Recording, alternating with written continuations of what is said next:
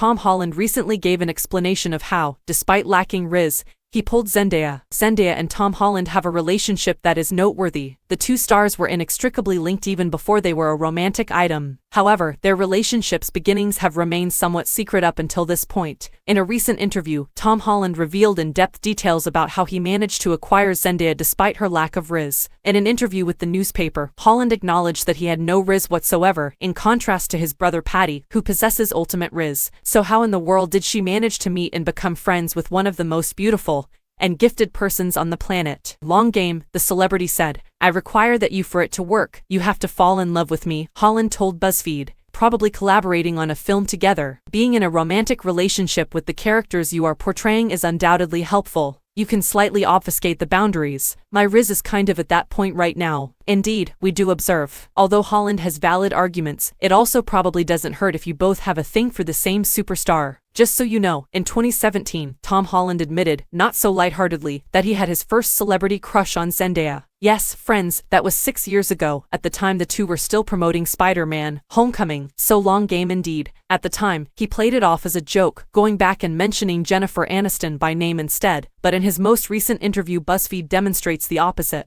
In response to a question about his childhood celebrity obsession, Holland blurted out, Zendaya, without even thinking twice. Simple. Not only that, but in a 2021 interview, Zendaya effectively returned the sentiment to co-star Timothée Chalamet from Dune. Although she didn't say it aloud, her response to Timmy's joke makes it clear. Regarding Timothée Chalamet, the actor from Wonka appears to have been close friends with Zendaya and Holland in the past few years. Even outside of Dune marketing, we've seen him hang out with Zendaya, and it appears that as a result, he's also developed a really close bond with Holland. Holland recently said to The Hollywood Reporter, "It's evident that we frequently participate in the same conversations. I think highly of him. He's an extremely good friend of mine. And in a rather tough industry, he's a valuable ally." Let's not forget the time Holland and Zendaya made light of the idea of turning Chalamet into a Marvel villain. I'm still waiting on that to occur, by the way. Okay, back to the Riz conversation. It's quite obvious that Holland and Zendaya have been together for a long, even if neither of them has publicly said what kind of relationship they have or need to. They have been seen out and about together all over the world,